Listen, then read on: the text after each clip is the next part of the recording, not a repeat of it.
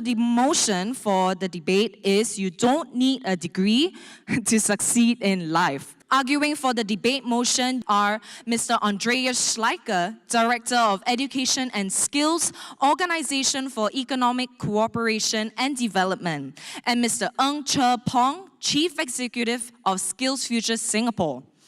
Arguing against the motion are Associate Professor Goh Yi Han, Dean of SMU School of Law, as well as Professor Arnold Di Meyer, SMU President.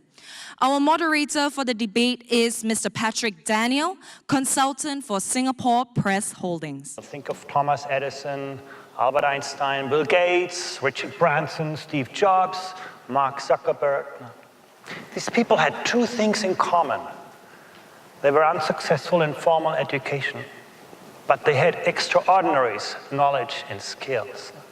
We also see that the kind of work environment in which you are has a huge influence on how you learn. If you work on a 21st century workplace, highly digitized, you learn more from your co-workers. You learn by doing. You keep up to date with the kind of skill. If you work in a 21st century environment, you keep growing. These things are far more important than the formal institutions through which you went through the initial stages of your lives. The example of Steve Jobs. Even though he never graduated from university, I believe it was Reed's College, his experience at university, in the university environment, shaped computers, shaped fonts. He shared that it was his university experience. If he had not attended that calligraphy course in university, in his broad-based educational experience, we would never have proportionately spaced fonts or multiple typefaces on our Macs. Universities go beyond teaching you just rote knowledge. If that's what we did, we'll go out of business. Universities, as we do here at SMU, teach you also how to think. We teach you personal skills, social behavior, form social networks, and so forth.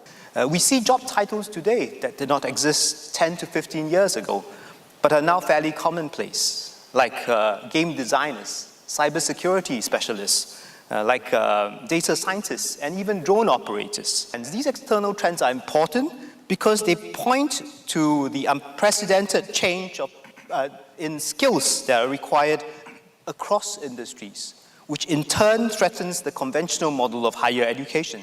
Higher education, as we know it, is premised on preparing graduates to succeed in the world of work and life. But if the world is so uncertain and so volatile, how would institutes of higher learning, or more specifically universities, be able to fulfill their roles? A very small group of people that indeed were very successful without a degree. Look at this panel.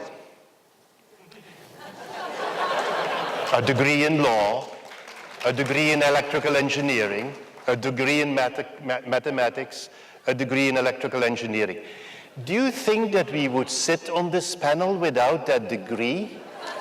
At university, you can be a student leader because there is enough time to develop your skills. And that has helped me to develop a lot of the social skills that Professor Goh was referring to. The fact that I can stand up for an audience of thousands of people and have no difficulty in doing so is something I learned at university. I built up a very rich network of friends and relations that still help me today because we had that joint experience at university.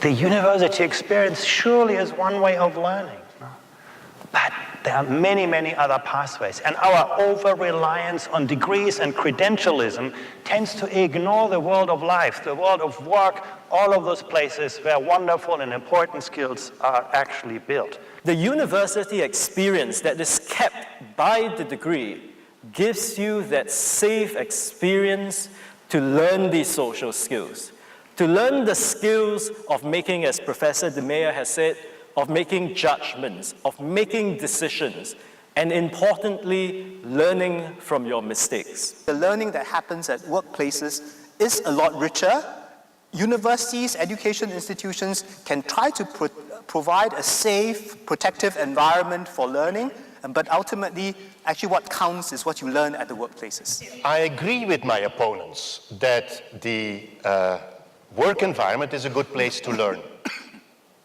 But as Cherpong indicated, it is a dangerous place to learn. Because if you go wrong, you know what the consequences are. The door. You look for other opportunities. Maybe you get 1 chance, 2 chances, but there is big risk in a workplace, and rightly so, because we can't go too often wrong. What is the great thing about a university? That you can learn about yourself without running those risks. How could you help people who are skilled in certain soft skills to be identifiable in the marketplace by prospective employers? Employers are often very good in recognizing knowledge and skills of people. We can measure some of them directly. There are now instruments that actually help people identify themselves or through employers to assess a broad range of cognitive, social, and emotional skills. There are sort of metrics around this. Looking at my generation, a lot of us focus on getting a top grade. So does that, in the end, actually have a negative effect on our social and personal development in university? I think that grades are important. First of all, they tell you something about what you're good and bad at. And sort of go to a pass-fail system, in my mind, is not it doesn't provide a lot of information. Grades do provide information. Pursuing nothing but grades is wrong. Being competitive about it is okay, because the world is competitive. It actually prepares you for a competitive world.